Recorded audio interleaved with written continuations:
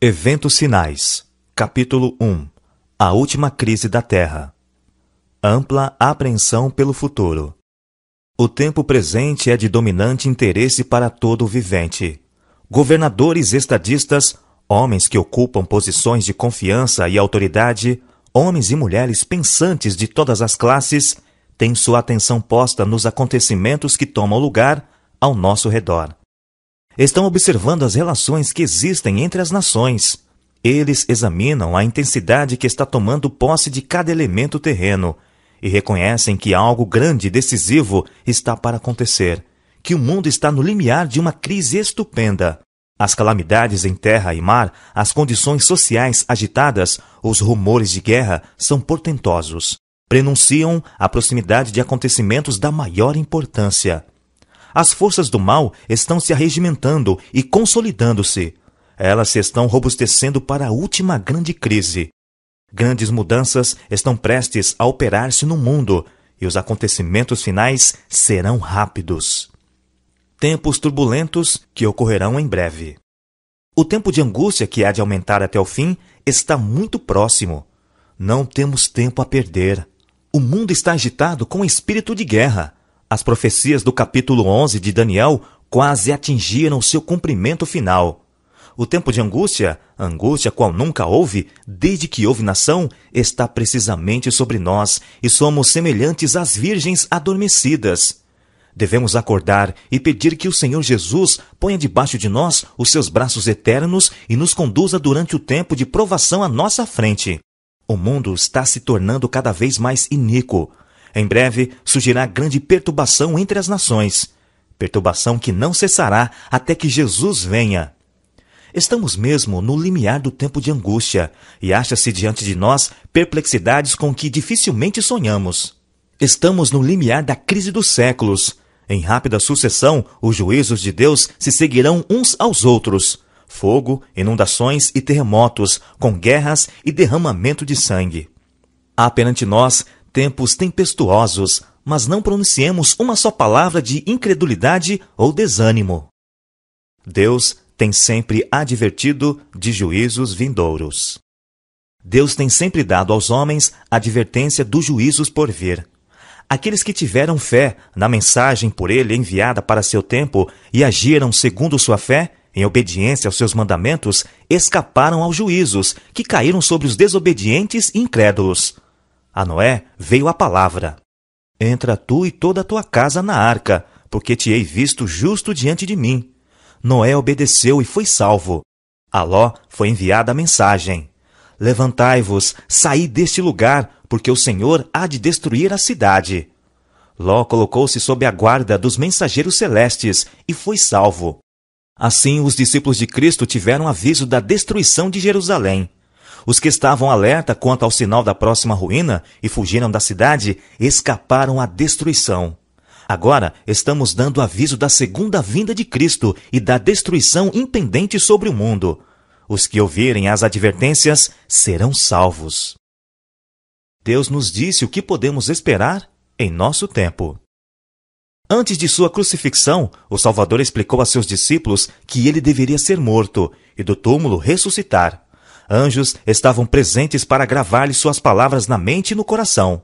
Mas os discípulos aguardavam livramento temporal do jugo romano e não podiam tolerar a ideia de que aquele em quem se centralizavam todas as suas esperanças devesse sofrer uma morte ignominiosa.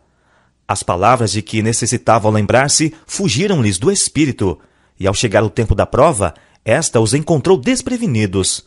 A morte de Cristo destruiu-lhes tão completamente as esperanças como se ele não os houvesse advertido previamente. Assim, nas profecias, o futuro se patenteia diante de nós tão claramente como se revelou aos discípulos pelas palavras de Cristo. Os acontecimentos ligados ao final do tempo da graça e obra de preparo para o período de angústia acham-se claramente apresentados. Multidões, porém, não possuem maior compreensão destas importantes verdades do que teriam se nunca houvessem sido reveladas. As profecias referentes aos últimos dias requerem nossa atenção. Vi então o terceiro anjo. Disse meu anjo acompanhante: terrível é a sua obra, tremenda sua missão. Ele é o anjo que deve separar o trigo do joio e selar ou atar o trigo para o celeiro celestial. Essas coisas devem absorver toda a mente, a atenção toda. Havemos de comparecer diante de magistrados para responder por nossa lealdade para com a lei de Deus, para dar a conhecer as razões de nossa fé. E os jovens devem compreender estas coisas. Devem saber o que há de vir a acontecer antes do encerramento da história terrestre. Estas coisas dizem respeito a nosso bem-estar eterno e cumpre a professores e alunos dar-lhes mais atenção. Devemos estudar os grandes sinais que indicam os tempos em que estamos vivendo. Os que se colocam sob a direção de Deus, para ser por Ele guiados, compreenderão a constante corrente dos acontecimentos que Ele ordenou. Precisamos ver na história o cumprimento da profecia, estudar as atuações da providência nos grandes movimentos reformatórios e compreender a progressão dos acontecimentos na arregimentação das nações para o conflito final da grande controvérsia. Estudar especialmente os livros de Daniel e do Apocalipse. Há necessidade de mais íntimo estudo da palavra de Deus. Especialmente devem Daniel e Apocalipse merecer a atenção como nunca dantes na história de nossa obra. A luz que Daniel recebeu de Deus foi dada especialmente para estes últimos dias. Leiamos e estudemos o capítulo 12 de Daniel. Ele é uma advertência que todos nós precisamos compreender antes do tempo de angústia. O último dos escritos do Novo Testamento está cheio de verdades, cuja compreensão nos é necessária. As predições do livro do Apocalipse, que ainda não se cumpriram, logo se cumprirão. Esta profecia deve agora ser estudada com diligência pelo povo de Deus e compreendida claramente. Ela não encobre a verdade, nos previne com clareza, contando-nos o que haverá no futuro. As solenes mensagens que foram dadas, em sua ordem, no Apocalipse, devem ocupar o primeiro lugar no espírito do povo de Deus. O assunto deve ser mantido perante o povo. Muitos há que não compreendem as profecias referentes aos nossos dias e precisam ser esclarecidos. É dever, tanto do vigia como do leigo, dar à trombeta sonido certo. Ergam os vigias agora a voz e deem a mensagem que é verdade presente para este tempo. Mostremos ao povo onde nos encontramos na história profética. Deus estabeleceu, porém, um dia para o término da história deste mundo. Será pregado este evangelho do reino por todo o mundo, para testemunho a todas as nações. Então virá o fim. A profecia se cumpre rapidamente, mas muito mais deve ser dito acerca destes assuntos tremendamente importantes. Perto está o dia em que será decidido para sempre o destino de toda a alma. Deve-se fazer um grande esforço para manter este assunto perante o povo. O solene fato de que o dia do Senhor virá repentinamente e inesperadamente deve ser mantido não só perante as pessoas do mundo, mas também diante de nossas próprias igrejas.